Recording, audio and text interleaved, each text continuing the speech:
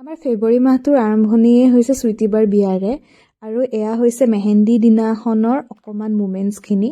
মই ভাবিলোঁ আপোনালোকৰ লগতো অলপমান সেইদিনাখনৰ আমাৰ ফূৰ্তিখিনি শ্বেয়াৰ কৰোঁ। পিছে ঠিক আছে, বেছি কথা নকওঁ, আপোনালোকে ভিডিঅ'টো এনজয় কৰক।